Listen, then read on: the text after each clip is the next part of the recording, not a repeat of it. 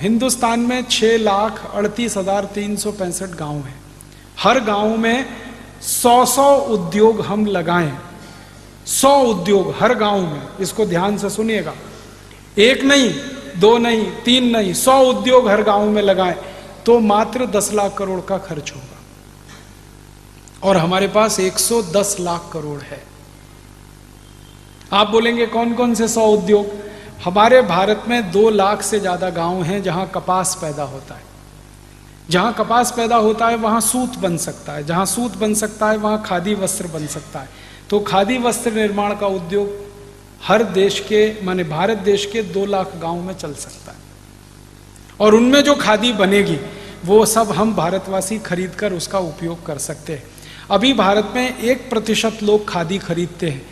अगर 100% लोग खादी खरीदें तो 2 लाख गांव में बनने वाली सारी खादी बिक जाएगी और 15 करोड़ भारतवासियों को उससे रोजगार मिल जाएगा।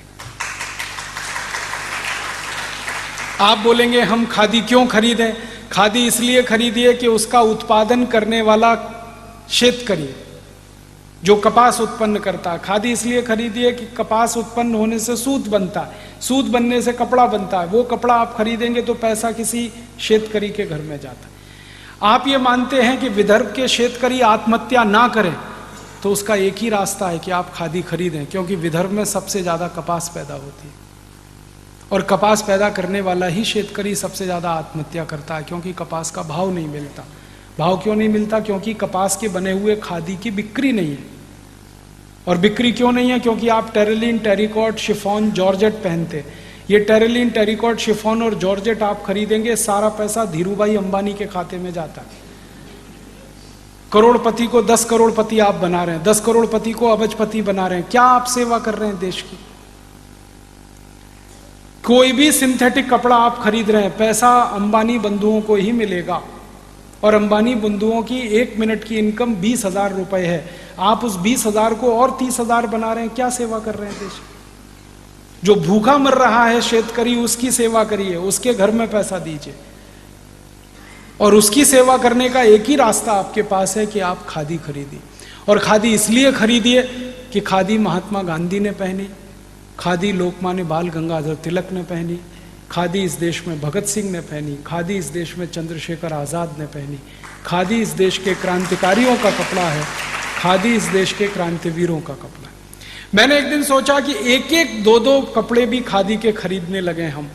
हमारी तौलिया, हमारा रूमाल, हमारा एक कुर्ता, एक पजामा, ऐसे थोड़े थोड़े कपड़े खरीदने लगे तो करोड़ों मीटर खादी बिक सकती है इस देश में।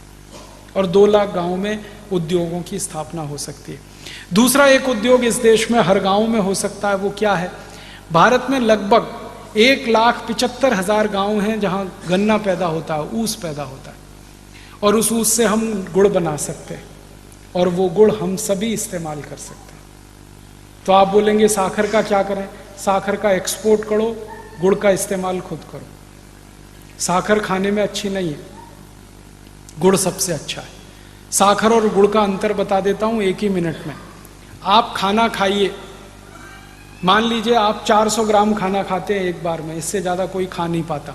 400 ग्राम खाना खाया और 10 ग्राम गुड़ खा लिया आपने भोजन के बाद, तो 400 ग्राम खाने को वो 10 ग्राम गुड़ पूरा हजम करा देगा, पचा देगा। इतनी ताकत 10 ग्राम गुड़ में है। और अब इसका उल्टा बता देता हूं। आपने 400 ग्राम खाना खाया और उसके पीछे से 1 चम्मच साखर आपने खाई, तो 1 चम्मच साखर को पचाने में वो 400 ग्राम भोजन की पूरी ऊर्जा खर्च हो जाएगी, फिर भी वो पचेगी नहीं आपको। इतना अंतर है साखर और गुड़ में। इसलिए खाना है तो गुड़ खाइए, साखर बंद करिए। तो आप बोलेंगे फिर ये साखर कारखानों का क्या होगा? ये चलाएंगे हम, विदेशों में बेचेंगे साखर को, जिनको खानी है खाएं, मरना है मरे, हमसे क्या, ले लो। डायबिटीज में मरो, हार्ट अटैक में मरो, कोलेस्ट्रॉल बढ़ा के मरो, हमको क्या, लेना है ले लो। फिर उनको जागृति आ जाएगी, विदेशों में भी जागृति आएगी, तो फिर वो साखर नहीं गुड़ मांगेंगे।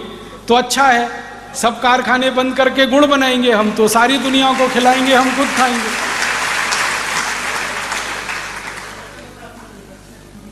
आपको मालूम है साखर बनाने के लिए करोड़ों रुपए का प्रोजेक्ट लगता है, बैंक से लोन लेना पड़ता है, करोड़ों रुपए इन्वेस्ट करना पड़ता है।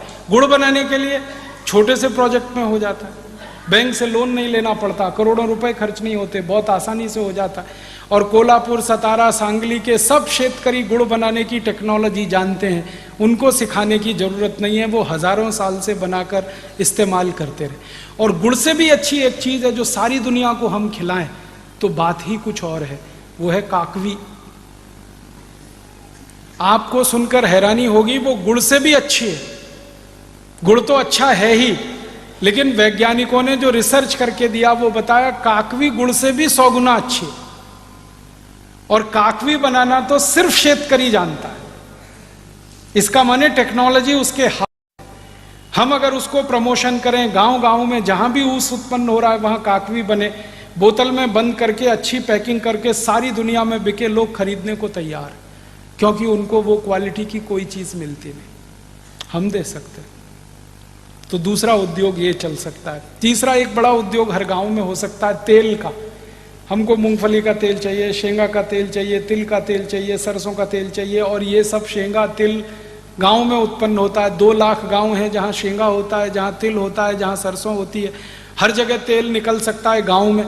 बिजली नहीं है तो भी तेल निकल सकता है। तेल निकालने का वो पहले एक छोटा सा कोलू चलता था बैल की मदद से, वो अभी फिर चल सकता है।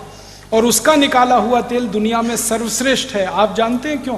क्योंकि वो तेल अगर हम खाएं तो हार्ट अटैक कभी आ नहीं सकता, क्योंकि उस तेल से HDL बढ़ता है। और अभी जो डब्बा बंद तेल हम खाते हैं उससे LDL और VLDL बढ़ता है, जो हार्ट अटैक का सबसे बड़ा कारण। हमारे जो पुराने लोग थे ना, पूर्वज, वो तेल वही खाते थे जो कोलू से निकलता था। धीरे धीरे धीरे धीरे, जानते हैं उसमें खासियत क्या है? टेम्परेचर नहीं बढ़ता तेल का, बहुत धीमे धीमे निकलता है। तो तेल की सारी पौष्टिकता, जो उसका प्रोटीन तत्व है, वो जिंदा रहता है उसमें, और उसी कारण किसी को हार्ट अटैक नहीं आता था। हमारे पुरखे बहुत तेल खाते थे, तूप भी बहुत खाते थे, तो भी हार्ट अटैक नहीं आता। अभी हम डब्बा बंद तेल खाते हैं। ये डब्बा बंद तेल मशीनों से निकलता है। मशीन से जब तेल निकलता है तो टेम्परेचर इतना बढ़ता है कि तेल की सारी पौष्टिकता जल जाती है। फिर उसमें दूसरे तेल मिलाते। सरकार ने उनको लाइसेंस दिया हुआ है भेड़सेड़ करने का, मिलावट करने का। आपको मालूम है, शुद्ध तेल में बाहर से आयातित बहुत सारे दूसरे तेल मिला देते, और वो तेल आपको हजम नहीं होते, फिर आपके जीवन में दुख का कारण बनते हैं। तो हम शुद्ध तेल गांव गांव निकलवाएंगे बैलों से, फिर तेल का कोलू चलवाएंगे। बैलों को काम मिलेगा, शेतकरी को काम मिलेगा। तेल का डब्बा गांव से भर के शहर में आके बिकेगा, और इस तेल को खाने के लिए लोग तैयार हैं, देने वाले नहीं है। 56,000 कोटी रुपए का बाजार है तेल का हिंदुस्तान में। हम कम से कम 10 कोटी शेतकरी को रोजगार दे सकते हैं तेल के उद्योग, ये हम करेंगे। फिर और एक काम हो सकता है, भारत में गेहूं उत्पन्न होता है, लगभग 2.5 लाख गांव हैं जहां गेहूं होता है। जहां गेहूं होता है वहां गेहूं का आटा बन सकता है। अभी गेहूं का आटा शहर में बनता है मशीन से, उसमें भी वही समस्या है, मशीन बहुत तेज घूमती है, टेम्परेचर ज़्यादा हो जाता है, आटे की पौष्टिकता खत्म हो जाती है। हम तो वो हाथ वाली मशीन चलवाएंगे आटे की। हजारों साल इस देश के लोगों ने हाथ से चक्की चला के आटा पीसा है, और जिन माताओं ने ये काम किया है उनको कभी भी पुत्र या पुत्री का जन्म देने के लिए हॉस्पिटल नहीं जाना पड़ा, सिजेरियन नहीं कराना पड़ा। आप जानते हैं क्यों? जब वो चक्की चलाते हैं तो उसमें सबसे बड़ी एक्सरसाइज होती है, वो गर्भाशय की होती है, पेट की होती है। और माँ का गर्भाशय सबसे ज़्यादा लचीला बनता है जब आप वो चक्की चलाते हैं, और अगर गर्भाशय फ्लेक्सिबल है तो बच्चे का जन्म सबसे आसानी से हो सकता है। तो माँ के लिए बच्चे का जन्म आसान है, वो तो एक बात है। फिर हाथ से पिसा हुआ आटा खाएंगे, जिंदगी में कोई त्रास नहीं हो सकता पेट का, क्योंकि धीरे धीरे पीस कर बना है।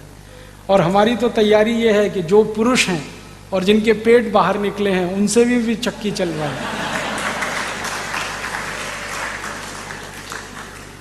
उनका भी पेट अंदर चला जाएगा, वो स्लिम और ट्रिम हो जाएंगे। ऐसे भी चक्की चलाते हैं ना, स्वामी रामदेव जी चलवाते हैं कि नहीं? फिर असली में चलवाएंगे। गांव गांव में आटा भी बनेगा, लोगों को रोजगार मिलेगा, हमको बेस्ट क्वालिटी।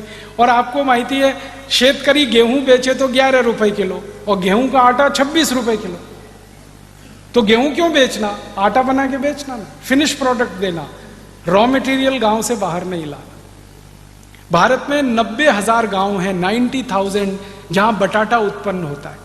अब बटाटा जहां है वहां बटाटा चिप्स बनवाएंगे गांव गांव से और शहर में बिकवाएंगे। विदेश की कंपनी आके बटाटा चिप्स बेचती है 400 से 500 रुपए किलो, हम 100 रुपए किलो तो बेच ही सकते हैं। रफल्स है, हॉस्टेस है, टॉप रेमन है, ये सब 400-500 रुपए किलो के हैं। हम हमारे गांव का बटाटा चिप्स 50 रुपए 100 रुपए किलो बेचे, करोड़ों लोगों को काम मिल सकता है।